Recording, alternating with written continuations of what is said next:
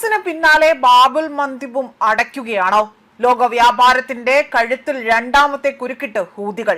BLM Kerala, Tamil Nadu, Pondicherry. ഇത് മാത്രമല്ല, ഇതോടുകൂടി ഇപ്പോൾ ഹോർമൂസ് കടലിടുക്ക് അടച്ചതോടുകൂടി ആഗോള എണ്ണ വിപണിയും ചരക്ക് ഗതാഗതവും പ്രതിസന്ധിയിലായിരിക്കുകയാണ്. ലോക സമ്പദ് വ്യവസ്ഥയെ വീണ്ടും ഞെട്ടിപ്പിക്കുന്ന ഭീഷണിയുമായി യമനിലെ ഹൂതി വിമതർ രംഗത്ത് വരുന്നത്.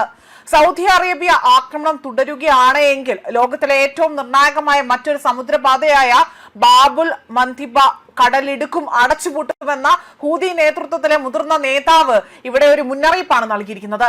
ഇതോടുകൂടി ഇപ്പോൾ ഇത് ഇന്ത്യക്കും കൂടുതൽ ആശങ്ക ഉയർത്തുന്ന ഒരു കാര്യമായി മാറും എന്നതാണ് എല്ലാവരും ഉറ്റുനോക്കുന്നത്.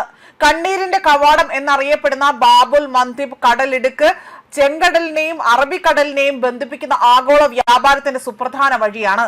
ഈ പാതയും അത് അടയ്ക്കപ്പെട്ടാൽ ഏഷ്യ, യൂറോപ്പ്, ആഫ്രിക്ക എന്നിവിടങ്ങളിലേക്കുള്ള ചരക്ക് നീക്കങ്ങൾ ഗുരുതര പ്രതിസന്ധിയിലാകുമെന്നും ഇന്ത്യ ഉൾപ്പെടെയുള്ള രാജ്യങ്ങളുടെ വ്യാപാരത്തിനും ഊർജ്ജ സുരക്ഷയ്ക്കും വലിയ ആഘാതമുണ്ടാകുമെന്നും വിദഗ്ധർ വിലയിരുത്തുന്നുണ്ട്.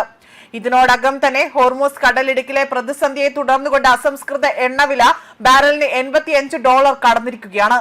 ബാബുൽ മന്ദിബ് കൂടി അടയ്ക്കപ്പെടുകയാണെങ്കിൽ എണ്ണവില $200 വരെ ഉയരാൻ സാധ്യതയുണ്ടെന്ന മുന്നറിയിപ്പ് കൂടി ഹൂതി നേതൃത്വം നൽകുന്നുണ്ട്. ലോക വ്യാപാരത്തിന്റെ രണ്ട് പ്രധാന ജീവനാഡികൾ ഒരേ സമയം പ്രതിസന്ധിയിലാകുമെന്ന ആശങ്കകൾക്കിടയിലാണ് ഇപ്പോൾ സൗദി അറേബ്യയ്ക്ക് പൂർണ്ണ പിന്തുണ പ്രഖ്യാപിച്ചുകൊണ്ട് അമേരിക്ക രംഗത്തെത്തിയിരിക്കുന്നത്.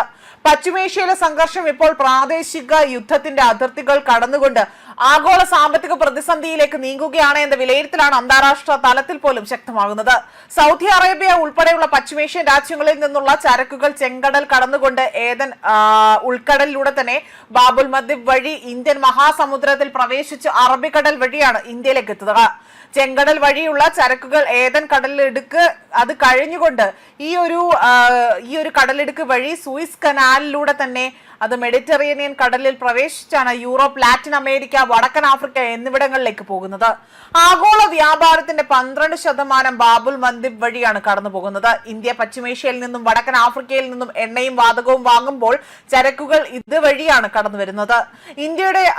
ഇന്ത്യയിൽ നിന്ന് യൂറോപ്പിലേക്ക് പെട്രോളിയം ഉൽപ്പന്നങ്ങൾ അയക്കുന്നതും അത് മാത്രമല്ല ഈ ഒരു ബാബുൽ മന്ദിബ് വഴിയാണ് എന്നതാണ് വ്യക്തമാകുന്നത്. 95% ഇന്ത്യയുടെ ആ ഒരു കടൽ വഴിയുള്ള ചരക്ക് കടത്ത് ഉണ്ടാകുന്നത്. ഇതിൽ 35% ഇതുവഴിയാണ് കടന്നു പോകുന്നത്. തുണിത്തരങ്ങൾ, മരുന്ന്, യന്ത്രങ്ങൾ, ബസ്മതി അരി ഉൾപ്പെടെയുള്ള കാർഷിക ഉൽപ്പന്നങ്ങൾ എന്നിവയെല്ലാം തന്നെ ഇതുവഴി ഇന്ത്യ യൂറോപ്പിലേക്കും മറ്റും കൊണ്ടുപോകുന്നുണ്ട്. ഈ പാത അടയ്ക്കുന്നത് സാമ്പത്തികമായി തന്നെ ഇന്ത്യക്ക് തിരിച്ചടിയാകുകയും ബാബുൽ മന്ദിബ് വഴി അടഞ്ഞാൽ ഇന്ത്യക്കാകട്ടെ അവിടെ അതിനു മുൻപിൽ തന്നെ മറ്റു കോപ്പ് ഗുഡ് ഹോപ്പ് വഴികൾക്ക് അല്ലെങ്കിൽ ആ കടൽ വഴിയുള്ള ആഫ്രിക്കൻ രാജ്യങ്ങൾ അതിർത്തി പങ്കിടുന്ന അന്താരാഷ്ട്ര കടൽ പാത കൂടിയാണിത്.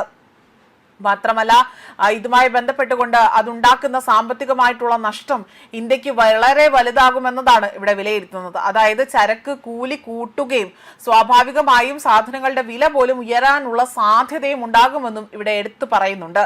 ന്യൂസ് ഡെസ്ക് കർമ്മ ന്യൂസ്.